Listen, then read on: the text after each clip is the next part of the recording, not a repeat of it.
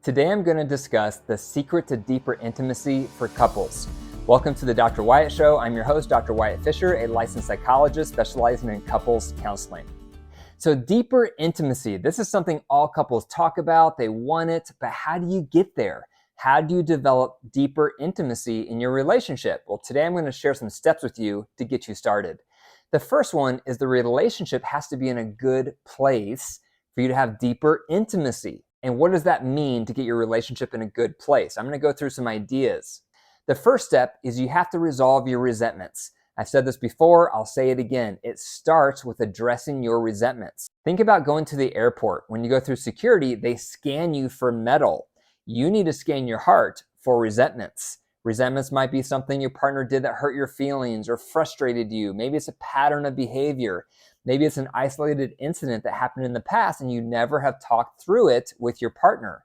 Resentments come in all shapes and sizes, and they're almost always there with long-term relationships. You have to first and foremost address your resentments. I created a tool for this called the REUNITE tool, and I'll leave a link for it in the description.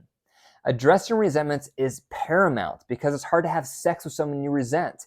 You're not going to want to develop deeper intimacy when you have resentments because resentments create walls. So that's the first part you need to get into is resolving your resentments.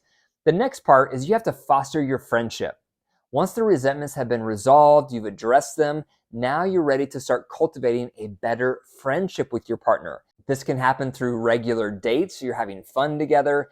This can happen through fostering emotional intimacy, sharing your highs and your lows every day.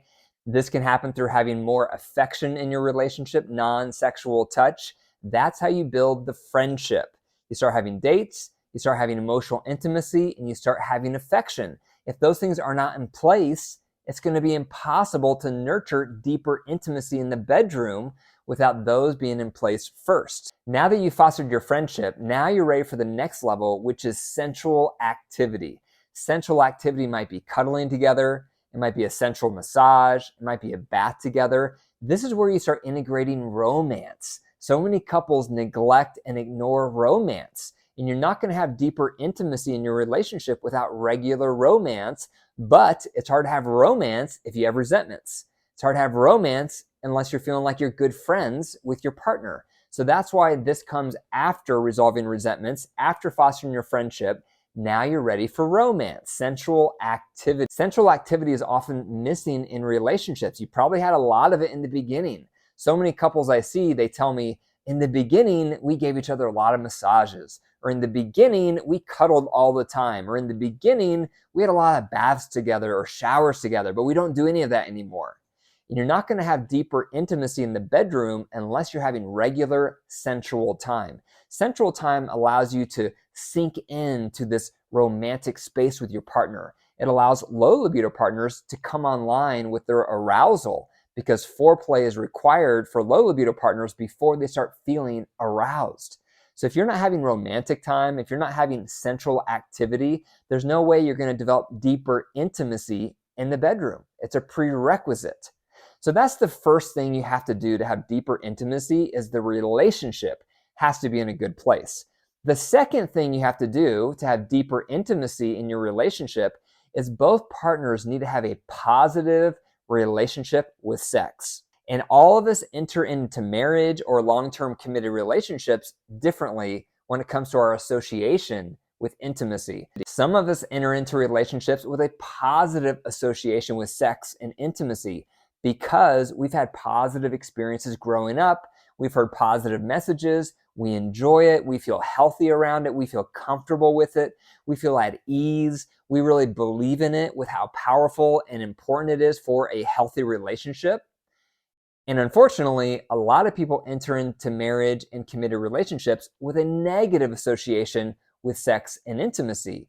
And those people probably had negative experiences, negative encounters with sex growing up.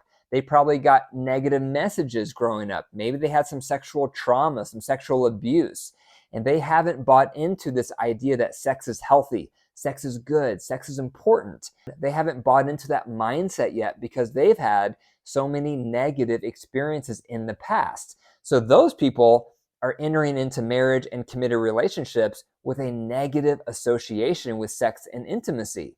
And in those kind of situations, no matter how good your relationship is, you're still going to have a problem in the bedroom because it requires both partners having a healthy and positive association with sexual intimacy.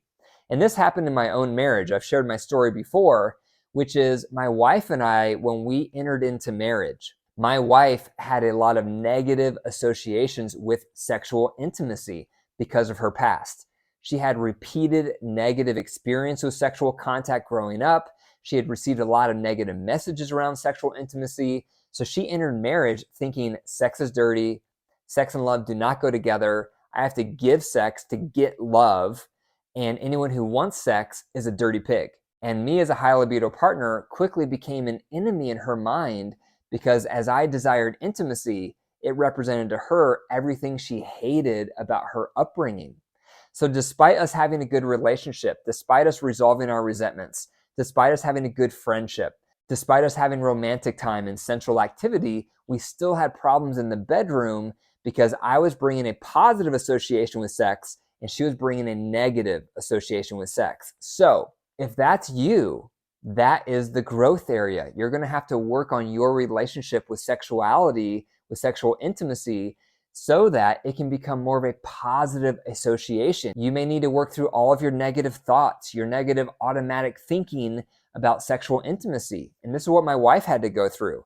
She had to work on her core beliefs that sex is bad and eventually change that to sex is good. She had to change her belief that she had to give sex to get love to sex is a natural expression of love in a committed relationship. And so she had a lot of work to do. And then I had a lot of work to do to become patient, to not respond with anger, and to be empathetic with her journey because she brought that negative association with sexuality into our relationship. So maybe that's you. Maybe you need to work on your relationship with sex. Do you have a positive association or is it a negative association? If you have a negative one, just think about what are your automatic thoughts? What do you tell yourself when you think of sexual intimacy in a relationship? Are you telling yourself good things or is it bad things? And if it's bad things, it's valid because of your experiences growing up. But that's going to harm you and prevent you from having a healthy, functioning sex life with your partner. It's only going to become healthy and healing if you can work through those negative associations and that trauma you may or may not have from your past. Because a healthy sexual mindset is someone who thinks sex is healthy. They view it as healthy for the relationship. They view it as pleasurable, and they view it as bonding and intimate. That's someone who has a healthy association with sexual intimacy. And if you don't have that, that might be your growth area. So those are the keys to developing deeper intimacy in your relationship. The first one is your relationship has to be in a good place. And again, that's achieved by resolving resentments, building your friendship, and then having regular sensual activity. Second, both partners need to have a healthy and positive association with sexual intimacy.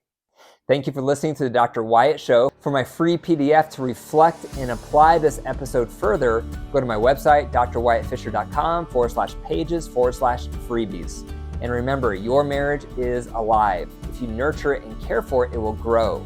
But if you deprive it and neglect it, it will wilt and die. The choice is up to you.